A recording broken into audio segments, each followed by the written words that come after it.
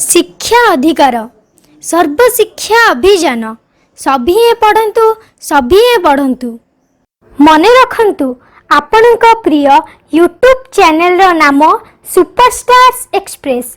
प्रत्येक रविवार दिन 10टा पर ठारू उक्त चैनल खोली नुआ नुआ चटापट स्मार्ट कार्यक्रम देखिबार सुजोग नियंतु एवं आमको उत्साहित करंतु। देशप्रेमी कैदी लेखक रामप्रसाद महांती देशप्रेमी कैदी विषय रे स्वाधीनता संग्रामी विनायक दामोदर सावरकर मातृभूमिर स्वाधीनता आंदोलन रे जो निस्वार्थपर सेवा और त्याग करते ता वर्णना करिसेंती।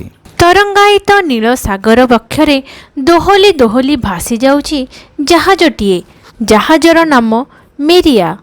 जहाजर एक क्षुद्र प्रकोष्ठरे नीरव निश्चल होई बसी रहिछंती जणे कैदी। तांको मुखमंडल रे अजस्र चिंतार आभास। प्रकोष्ठ सम्मुखरे सशस्त्र प्रहरी पदचारण करुछि। जहाजटी बिलातारू भारत आसुथाए। एथिरे थिबा कैदी जनक राजनैतिक अपराधरे बंदी होइथांती। तांकर अपराध हेउछि भारत को इंग्रेज शासन लोप करिबा पई से संग्राम करुथिले। सेथिपई तांको उपरे सरकारक तीक्ष्ण दृष्टि।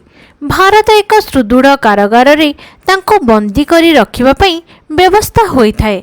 बिलातरे गिरफ होई से जेतेबेले हाजत को गले जणे इंग्रेज सांबादिक तांको सेदिन कहिथिले तुमे तो एका नुह तुमर आउ दुई जण भाई को मध्य जेल को निया गलानी। एकथा सुनी सेदिन से हसी देइथिले। सांबादिकों को वीर दर्परे जवाब देइथिले ए तो गौरवर कथा। मोर सौभाग्य जे आम परिवारर समस्ते जन्मभूमिर पराधीनता श्रृंखल को छिन्न करिबा लागि बद्ध परिकर सर्वस्व त्याग करिबा पई कृत संकल्प। एही विप्लवी युवक जनक हेउछंती विनायक दामोदर सावरकर। तांकर पिलादिनर नाम तात्या। से महाराष्ट्र नासिक जिला अंतर्गत भगुर नामक गाँव में 1883 मसीहा मई मास 28 तारिख रे जन्मग्रहण करथिले। तांको पितांक नाम दामोदर पंथ सावरकर, मातांक नाम राधाबाई। तांको बड़ भाईंक नाम गणेश दामोदर, सान भाई नारायण राव। युवक विनायक दामोदरंकर मातृभूमि प्रति एभली ममता देखि साहेब जनक आश्चर्यान्वित हेले। से निजे जड़े सांबादिक तेणु सावरकर संपर्क में एक बरणी लिखि संवादपत्र प्रकाश कले। अवश्य तार फल ये सांबादिकों को भोगवाक पड़ा। सरकार क्रोधान्वित होई तांको मध्य बंदी कले और सावरकर रहुवा जेल को पठाईदेले। जहाज रे बसिथिबा बेले एहीपरि केते स्मृति सावरकर मन में उंकी मारुथाए। से उठी कक्ष संलग्न स्नानागार भीतर को गले। सेठरे गोटे दर्पण एपरि भाबरे लागि थाए जे भीतर जे जहा करिवो बाहर थिबा प्रहरी सब देखि पारिबो। बंदी चतुरतार सहित निजे देहरु जामाटी काढ़ी दर्पण सामने झुलाई देले। पहरारत पुलिस पक्षरे सेतेबेले संदेहर अवकाश नथिला। हठात केही जेपरि समुद्र को लंफ देवार शब्द शुणागला। प्रहरी लुहाजाल कबाट खोली देखिला स्नानागार मध्यरे कैदीटा नाही। समुद्र रे पहरी पहरी द्रुत बेगरे पलाई जाउछि। किंकर्तव्य विमूढ़ होई से गुली चलाइला, मात्र गुली लक्ष्यभेद करि पारिला नाही। सावरकर किछि दूर पहरी पहरी जाई गोटिए टापुरे लागिले। जहाज आड़को चाहि देखिले 5-6 जण बंधुकधारी सिपाही गोटे यंत्र चालित नौकारे तांका आड़को छुटिछंती। से केउठी आत्मगोपन करबा पूर्वरु सिपाही माने तांका पाखरे पहुंची गले। पलातक बंदी को धरी तांका हाथ और पादरे बेड़ी पकाई पुणी नहीं गले जहाज को। कॉलेज रे पढ़ुथिबा बेले 18 वर्ष बयस रे सावरकर गोटे विप्लवी दल गढ़ी। तार नाम मित्र मेला। 1901 मसीह जेतेबेले बिलातर राणी भिक्टोरिया मृत्यु हेला भारतर सर्वत्र शोक पालित हेला, किंतु मित्र मेलार सदस्य माने शोक दिवस पालिले नाही। सावरकर गोटिए बैठक डाकी सेथिरे ओजस्विनी भाषण देइथिले। से कहिले बिलातर राणी भिक्टोरिया आम शत्रु देशर राणी, आमे काहेकि तांको वियोगरे शोक दिवस पालिबा। तांको भाषण संवादपत्र मानकरे प्रकाश पाइला। सरकार क्षुब्ध होई एही युवकंकु कॉलेज रु बहिष्कार करदेले। सेतेबेले देशर बरेण्य नेता थांती लोकमान्य बाल गंगाधर तिलक। ଏହି ସମ୍ବାଦ ପଢ଼ି ତାଙ୍କ ମୁଖରୁ ବାହାରି ପଡ଼ିଲା, ମହାରାଷ୍ଟ୍ରରେ କ'ଣ ଶିବାଜୀ ପୁନର୍ଜନ୍ମ ଗ୍ରହଣ କଲେ? ଏହାର କେତେ ବର୍ଷ ପରର କଥା। ଦିନେ ସବରକର ଲୋକମାନ୍ୟ ବାଳ ଗଙ୍ଗାଧର ତିଳକଙ୍କ ଠାରୁ ଏକ ବାର୍ତ୍ତା ପାଇ ତାଙ୍କୁ ସାକ୍ଷାତ କଲେ। ତାଙ୍କ ପାଦ ସ୍ପର୍ଶ କରି ସ୍ୱଦେଶ ପାଇଁ କାମ କରିବା ଲାଗି ତାଙ୍କର ଆଶୀର୍ବାଦ ଭିକ୍ଷା କଲେ। ସେତେବେଳକୁ ଦେଶର ସ୍ୱାଧୀନତା ଆନ୍ଦୋଳନ ଆରମ୍ଭ ହୋଇଯାଇଥାଏ। ବିଦେଶୀ ଦ୍ରବ୍ୟ ବ୍ୟବହାର ନ କରିବା ପାଇଁ ଗାନ୍ଧୀଜୀ ଆହ୍ୱାନ ଦେଉଥାନ୍ତି। ନାନା ସ୍ଥାନରେ ବିଲାତି ବସ୍ତ୍ର ପୋଡ଼ା ଯାଉଥାଏ। ଯୁବକ ସବରକର ହେଲେ ଏହି ଆନ୍ଦୋଳନର ଅନ୍ୟତମ ଅଗ୍ରଣୀ। କଲେଜ ଶିକ୍ଷା ଶେଷ କରି ସବରକର ଆଇନ ଅଧ୍ୟୟନ ପାଇଁ ଗଲେ ଲଣ୍ଡନ। ସେଠାରେ ମଧ୍ୟ ସେ ଭାରତ ମାତାଙ୍କୁ ପରାଧୀନତା ଶୃଙ୍ଖଳରୁ ମୁକ୍ତ କରିବା ପାଇଁ ସ୍ୱପ୍ନ ଦେଖୁଥାନ୍ତି। ବିଲାତିରେ ସଂଗଠନ ଆରମ୍ଭ କରି ସେ ଇଂରେଜ ସରକାରଙ୍କ ବିରୁଦ୍ଧରେ ଆନ୍ଦୋଳନ ଚଳାଇଲେ। ତେଣୁ ରାଜଦ୍ରୋହ ଅପରାଧରେ ତାଙ୍କୁ ବନ୍ଦୀ କରାଗଲା ପରେ ସେଦିନ ଜାହାଜରେ ତାଙ୍କୁ ଭାରତକୁ ଆଣି କୌଣସି କାରାଗାରକୁ ପଠାଯାଉଥିଲା। ବନ୍ଦୀ ଅବସ୍ଥାରେ ଜାହାଜରୁ ଫେରାର ହେବା ଅପରାଧ ଯୋଗୁଁ ପୁଣି ତାଙ୍କର ବିଚାର ହେଲା। ଏଥିପାଇଁ ତାଙ୍କ ପ୍ରତି ଅଧିକ କଠୋର ଦଣ୍ଡବିଧାନ କରାଗଲା। ବନ୍ଦୀ ଭାବେ ସାରା ଜୀବନ ଅତିବାହିତ କରିବା ପାଇଁ ତାଙ୍କୁ କଳାପଣି ପାର କରାଇ ସୁଦୂର ଆଣ୍ଡାମାନ ଦ୍ୱୀପରେ ଥିବା ଜେଲକୁ ପଠାଇ ଦିଆଗଲା। ଆଣ୍ଡାମାନ ଦ୍ୱୀପ ବଙ୍ଗୋପସାଗର ମଧ୍ୟରେ ଅବସ୍ଥିତ। କଳାପଣି ନାଁ ଶୁଣିଲେ ଅନେକ ବନ୍ଦୀଙ୍କ ହୃତ୍ସ୍ପନ୍ଦନ ବଢ଼ିଯାଉଥାଏ, କାରଣ ସେଠାରେ ଜଳବାୟୁ ଥିଲା ଅତ୍ୟନ୍ତ ଅସ୍ୱାସ୍ଥ୍ୟକର। ବନ୍ଦୀମାନଙ୍କୁ ସେଠାରେ ବଳଦ ପରି ଘଣା ପେଲିବା କାର୍ଯ୍ୟରେ ବ୍ୟବହାର କରାଯାଉଥିଲା। କଠିନ ଶ୍ରମ କରିବାକୁ ଅସମର୍ଥ ହେଲେ ପିଠିରେ ବସୁଥିଲା ଚାବୁକ ପ୍ରହାର। ତୃଷା ମେଣ୍ଟାଇବା ପାଇଁ ଜଳ ମାଗିଲେ ମିଳୁଥିଲା ପ୍ରହାର। ଜଣେ ପ୍ରତ୍ୟହ 15 ସେର ତେଲ ପେଡ଼ିବା ପାଇଁ କଠୋର ଆଇନ ହୋଇଥାଏ। ଟୋପାଏ ତେଲ କମ୍ ହେଲେ କାମରୁ ଛୁଟି ମିଳେ ନାହିଁ। ଟିକିଏ ଠିଆ ହୋଇଗଲେ ଠେଙ୍ଗିଳି ମାଡ଼। ବନ୍ଦୀ ଆଖିରୁ ଲୁହ ଧାର ବୋହି ପଡ଼ୁଥିବ, ମାତ୍ର ପୋଛିବାକୁ ମନା। ଦୈନିକ ମାତ୍ର 2 ତାଟିଆ ଜଳ ପିଇବାକୁ ମିଳିବ। ଅଧିକ ଜଳ ପାନ କଲେ ପ୍ରହାର ସହିବାକୁ ପଡ଼ିବ। ସ୍ନାନ ତ ସ୍ୱପ୍ନର କଥା। କଏଦୀ ଘଣା ପେଲୁଥିବା ବେଳେ ଯଦି ଭାଗ୍ୟକୁ ବର୍ଷା ହେଲା, ସେହି ବର୍ଷା ଜଳରେ ହିଁ ସେ ସ୍ନାନ କରିବ। ସବରକର କଳାପାଣି ଦଣ୍ଡାଦେଶ ପାଇ ବହୁ ଦୁଃଖରେ ଆଣ୍ଡାମାନ ଦ୍ୱୀପରେ ଜୀବନଯାପନ କରୁଥାନ୍ତି। ଦିନେ ଘଣା ପେଲି ସାରି ସେ ନିଜ କୋଠରୀକୁ ପ୍ରତ୍ୟାବର୍ତ୍ତନ କରୁଛନ୍ତି। ହଠାତ୍ ତାଙ୍କର ଦୃଷ୍ଟି ପଡ଼ିଲା ଅନ୍ୟ ଜଣେ କଏଦୀଙ୍କ ଉପରେ। ଦୁହେଁ ପରସ୍ପରକୁ ଚାହିଁ କିଛି ସମୟ ମୁକାବଳି ଠିଆ ହୋଇ ରହିଲେ। ଦୁହିଁଙ୍କ ଚକ୍ଷୁରୁ ଅଶ୍ରୁଧାର ଝରି ପଡ଼ୁଥାଏ। ଅନ୍ୟ କଏଦୀ ଜଣକ ସବରକରଙ୍କୁ ଆଲିଙ୍ଗନ କରି କହିଲେ, ଆରେ ତାତ୍ୟା, ତୁ ଏଠାକୁ ଆସିଲୁ କିପରି? କଏଦୀ ଜଣକ ଅନ୍ୟ କେହି ନୁହନ୍ତି, ନିଜର ଜ୍ୟେଷ୍ଠ ଭ୍ରାତା ଗଣେଶ। ତାତ୍ୟା ସଙ୍ଗେ ଏପରି ଆକସ୍ମିକ ଭାବରେ ତାଙ୍କର ସାକ୍ଷାତ ହେବ ବୋଲି ସେ କଦାପି ଭାବିନଥିଲେ। ସେ ଭାବିଥିଲେ ତାଙ୍କର ସାନ ଭାଇ ହୁଏତ ଲଣ୍ଡନ କିମ୍ବା ପ୍ୟାରିସରେ ଥିବ। ଦେଶର ସ୍ୱାଧୀନତା ପାଇଁ ସେ ନିଶ୍ଚୟ ସେଠାରେ ସଂଗ୍ରାମ ଚଳାଇଥିବ। ଅଧିକ କଥାବାର୍ତ୍ତା ପାଇଁ ସେଦିନ ପ୍ରହରୀ ସୁଯୋଗ ଦେଇନଥିଲା। ସେହି ଦ୍ୱୀପରେ ବହୁ ନିର୍ଯାତନା ମଧ୍ୟରେ ତାଙ୍କୁ ଦୀର୍ଘ 10 ବର୍ଷ କାଳ ଅତିବାହିତ କରିବାକୁ ପଡ଼ିଥିଲା। ବନ୍ଦୀଶାଳାରୁ 2 ଭାଇ ଏକା ସାଙ୍ଗରେ ମୁକ୍ତିଲାଭ କଲେ ଏବଂ ଗୋଟିଏ ଜାହାଜରେ ଭାରତକୁ ପ୍ରତ୍ୟାବର୍ତ୍ତନ କଲେ। ଇଂରେଜ ସରକାରଙ୍କର ସବରକରଙ୍କ ପ୍ରତି ଅତିଶୟ ଭୟ ଥାଏ। ମହାବଳବାନ ସିଂହଙ୍କୁ ପିଞ୍ଜରାମୁକ୍ତ କରି କିଏ ବା ନିଶ୍ଚିନ୍ତ ହୋଇ ରହିପାରିବ? ବୀର ସବରକରଙ୍କୁ ପୁନର୍ବାର ବନ୍ଦୀ କରାଗଲା। ତାଙ୍କୁ ବଙ୍ଗ ପ୍ରଦେଶର ଅଲିପୁର ଜେଲକୁ ପଠାଯାଇ ସେଠାରେ ନଜରବନ୍ଦୀ ରୂପେ ରଖାଗଲା। ଏହାର 16 ବର୍ଷ ପରେ ସରକାର ତାଙ୍କ ଉପରୁ କଟକଣା ଉଠାଇ ନେଲେ। ବୟସର ଆଧିକ୍ୟ ହେତୁ ସେ କ୍ଳାନ୍ତ ଓ ଅବସନ୍ନ ହୋଇ ପଡ଼ିଥିବେ ମନେକରି ଇଂରେଜ ସରକାର ତାଙ୍କୁ କାରାମୁକ୍ତ କରିଦେଇଥିଲେ। ମାତ୍ର ଏହି ଧାରଣାକୁ ଭୁଲ ପ୍ରମାଣିତ କରି ମହାନ ସଂଗ୍ରାମୀ ସବରକର ଦେଶସାରା ଭ୍ରମଣ କଲେ ଏବଂ ସଶସ୍ତ୍ର ସଂଗ୍ରାମ ପାଇଁ ଲୋକମାନଙ୍କୁ ଆହ୍ୱାନ କଲେ। ତେଣୁ ତାଙ୍କୁ ପୁନର୍ବାର କାରାଦଣ୍ଡ ଭୋଗ କରିବାକୁ ପଡ଼ିଥିଲା। ଦେଶ ପାଇଁ ଏହି ବରେଣ୍ୟ ବିପ୍ଳବୀଙ୍କ ମହନୀୟ ତ୍ୟାଗ ଅବିସ୍ମରଣୀୟ। ଦେଶର ସ୍ୱାଧୀନତା ପାଇଁ ତାଙ୍କୁ ସାରା ଜୀବନ ବିଦେଶୀ ସରକାରଙ୍କ ସହିତ ଲଢ଼ିବାକୁ ହୋଇଥିଲା। ଦେଶ ସ୍ୱାଧୀନ ହେଲା ପରେ ମଧ୍ୟ ସେ ଶାନ୍ତି ଲାଭ କରିପାରିଲେ ନାହିଁ, କାରଣ ତାଙ୍କ ସ୍ୱପ୍ନର ଭାରତ 2 ଭାଗ ହୋଇଯାଇଥିଲା। ଏହିଭଳି ଜଣେ ମହାନ ଦେଶପ୍ରେମୀ ବୀରଙ୍କର ଜୀବନଦୀପ ଲିଭିଗଲା 1966 ମସିହା ଫେବୃଆରୀ ମାସ 3 ତାରିଖରେ। ମୃତ୍ୟୁ ବେଳକୁ ତାଙ୍କୁ 83 ବର୍ଷ ବୟସ ହୋଇଥିଲା। ତାଙ୍କ ମୃତ୍ୟୁରେ ସମଗ୍ର ଦେଶରେ ଶୋକର ଛାୟା ଖେଳିଯାଇଥିଲା। କଠିନ ଶବ୍ଦାର୍ଥ। କଏଦୀ ଅର୍ଥ ବନ୍ଦୀ, ସମ୍ମୁଖରେ ଅର୍ଥ ଆଗରେ, ପ୍ରକୋଷ୍ଠ ଅର୍ଥ କୋଠରୀ, ଅଜସ୍ର ଅର୍ଥ ପ୍ରଚୁର, ବଦ୍ଧ ପରିକର ଅର୍ଥ ପ୍ରତିଜ୍ଞାବଦ୍ଧ, କୃତ ସଂକଳ୍ପ अर्थ दृढ़ प्रतिज्ञ। किंग कर्तव्य विमूढ़ अर्थ कर्तव्य निर्णय असमर्थ। ओजस्विनी अर्थ शक्तिशाली।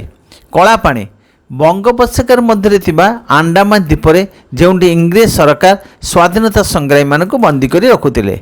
प्रत्यावर्तन अर्थ फेरिबा। निश्चल अर्थ स्थिर। बेड़ी अर्थ शिकुड़ी। वियोग अर्थ मृत्यु। उन्मुक्त अर्थ विहल। निबद्ध अर्थ लाखी रहिबा।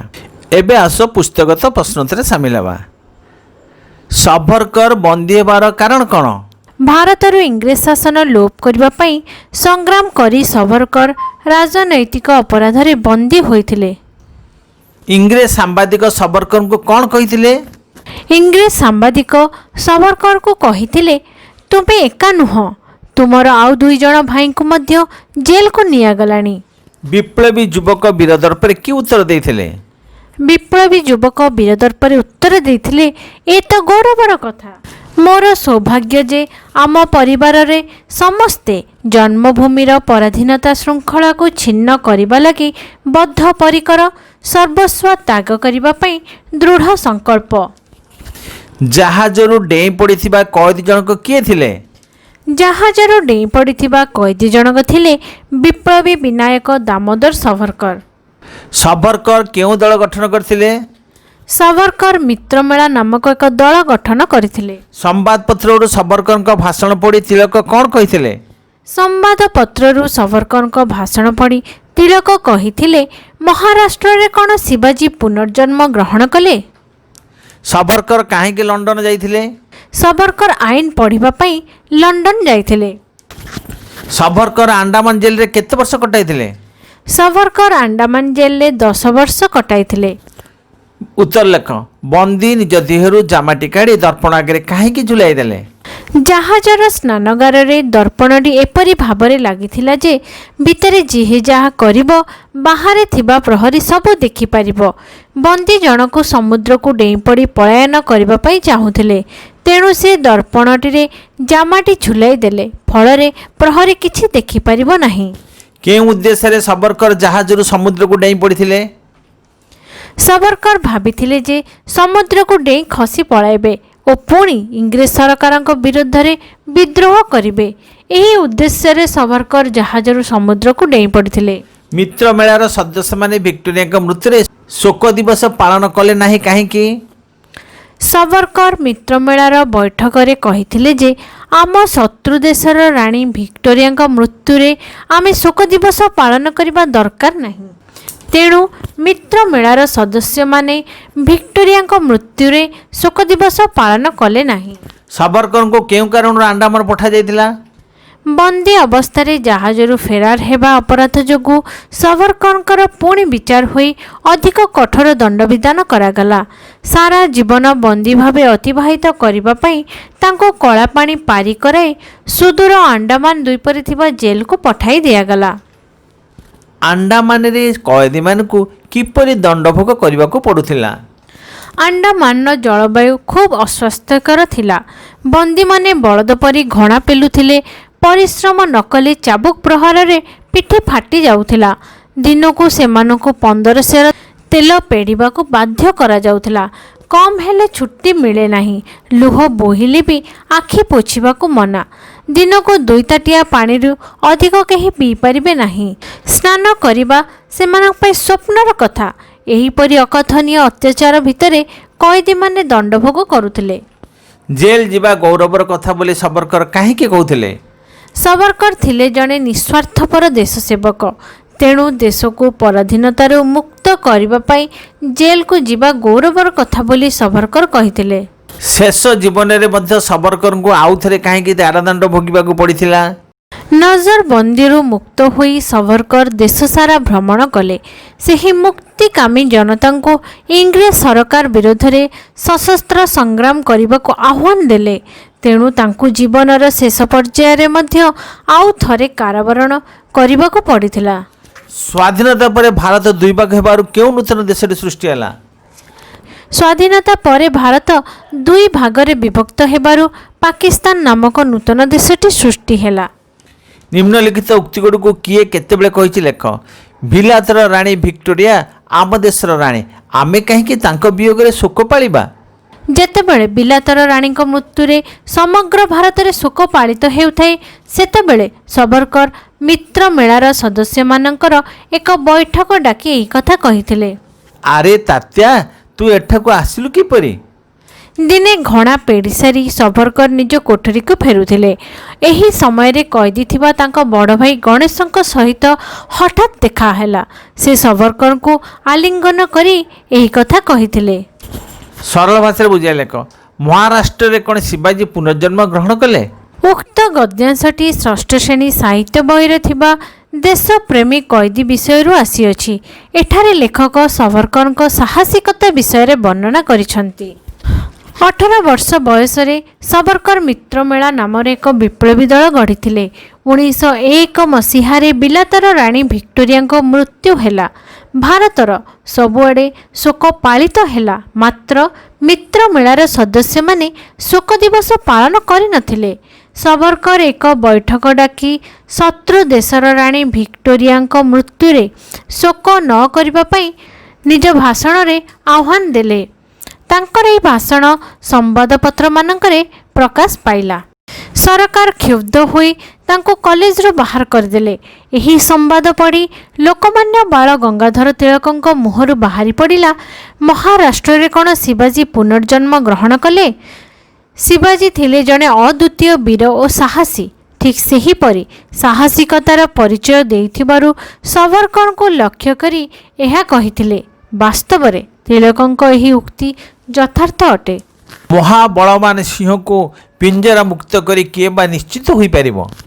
ଉକ୍ତ ଗଦ୍ୟାଂଶଟି ଷଷ୍ଠ ଶ୍ରେଣୀ ସାହିତ୍ୟ ବହିରେ ଥିବା ଦେଶପ୍ରେମୀ କଏଦୀ ବିଷୟରୁ ଆସିଅଛି। ଏଠାରେ ଲେଖକ ସବରକରଙ୍କୁ ମହାବଳଶାଳୀ ସିଂହ ସହିତ ତୁଳନା କରିଛନ୍ତି। ସବରକର ଥିଲେ ଜଣେ ଦେଶସେବକ ଓ ସଂଗଠକ। ଇଂରେଜ ବିରୋଧରେ ଲଢ଼େଇ କରି ସେ ଆଣ୍ଡାମାନ ଦ୍ୱୀପରେ ଜେଲ୍ ଜୀବନ କାଟିଥିଲେ। 10 ବର୍ଷ ଜେଲ୍ ଦଣ୍ଡ ପରେ ସେ ମୁକ୍ତ ହୋଇ ଭାରତକୁ ଫେରିଲେ। ସେ ଥିଲେ ପଶୁରାଜ ସିଂହ ଭଳି ଭୟଙ୍କର ଓ ବଳଶାଳୀ। ସିଂହ ପିଞ୍ଜରାବଦ୍ଧ ହୋଇଥିଲେ ସୁଦ୍ଧା କର୍ତ୍ତୃପକ୍ଷଙ୍କ ମନରେ ତା ପ୍ରତି ଭୟ ଥାଏ, ତେଣୁ ସିଂହକୁ ସହଜରେ ପିଞ୍ଜରାମୁକ୍ତ କରିବାକୁ କେହି ସାହସ କରିନଥାଏ। ଇଂରେଜ ସରକାର ସବରକରଙ୍କୁ କାରାମୁକ୍ତ କରି ନିଶ୍ଚିନ୍ତ ନଥିଲେ, ସର୍ବଦା ତାଙ୍କର ଚାଲିଚଳନକୁ ଲକ୍ଷ୍ୟ କରୁଥିଲେ।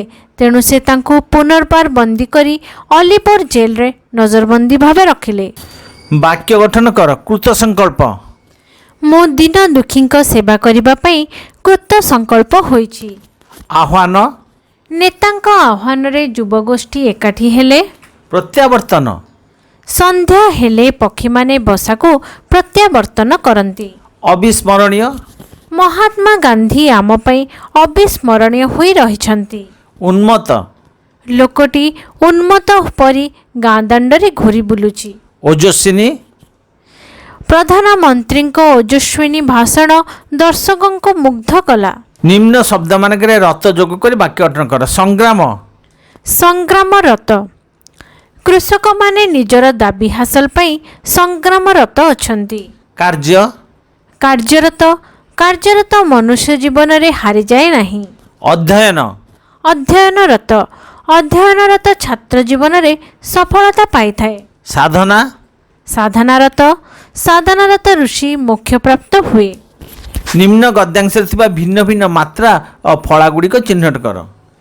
1901 ମସିହାରେ ଯେତେବେଳେ ବିଲାତର ରାଣୀ ଭିକ୍ଟୋରିଆଙ୍କ ମୃତ୍ୟୁ ହେଲା, ଭାରତରେ ସର୍ବତ୍ର ଶୋକ ପାଳିତ ହେଲା, କିନ୍ତୁ ମିତ୍ରମେଳାର ସଦସ୍ୟମାନେ ଶୋକ ଦିବସ ପାଳିଲେ ନାହିଁ। ସବରକର ଗୋଟିଏ ବୈଠକ ଡାକି ସେଥିରେ ଓଜସ୍ୱିନୀ ଭାଷଣ ଦେଲେ। ସେ କହିଲେ, ବିଲାତର ରାଣୀ ଭିକ୍ଟୋରିଆ ଆମ ଶତ୍ରୁ ଦେଶର ରାଣୀ, ଆମେ କାହିଁକି ତାଙ୍କ ବିୟୋଗରେ ଶୋକ ପାଳିବା? ଏଠାରେ ମାତ୍ରା କିଏ? ଏକାର, ଐକାର, ହର୍ଷୈକାର, ଦୀର୍ଘୈକାର, ହର୍ଷୌକାର, ଆକାର, ଓକାର। ଫଳା କିଏ? ଟ ଫଳା, ୟ ଫଳା, ର ଫଳା, ବ ଫଳା। ନିମ୍ନ ବାକ୍ୟଗୁଡ଼ିକୁ ଭବିଷ୍ୟତ କାଳରେ ପରିବର୍ତ୍ତନ କରି ଲେଖ। ପିଲାମାନେ ଭବିଷ୍ୟତ କାଳ କରିବାକୁ ହେଲେ ମନେ ରଖିଥିବ କ୍ରିୟାରେ ବ ଲାଗିବ, ଯେମିତି ପହଞ୍ଚିଗଲେ, ପହଞ୍ଚିଯିବେ, ଖାଇଲି, ଖାଇବେ ଇତ୍ୟାଦି। ତାହେଲେ ବାକ୍ୟଟିକୁ ଦେଖ। ସିପାହୀମାନେ ତାଙ୍କ ପାଖରେ ପହଞ୍ଚିଗଲେ, ସିପାହୀମାନେ ତାଙ୍କ ପାଖରେ ପହଞ୍ଚିଯିବେ। ସରକାର ତାଙ୍କ ଉପରୁ କଟକଣା ଉଠାଇ ନେଲେ। ସରକାର ତାଙ୍କ ଉପରୁ କଟକଣା ଉଠାଇ ନେବେ। ରାଜଦ୍ରୋହ ଅପରାଧରେ ତାଙ୍କୁ ବନ୍ଦୀ କରାଗଲା। ରାଜଦ୍ରୋହ ଅପରାଧରେ ତାଙ୍କୁ ବନ୍ଦୀ କରାଯିବ। ସେ ଭାରତକୁ ପ୍ରତ୍ୟାବର୍ତ୍ତନ କଲେ।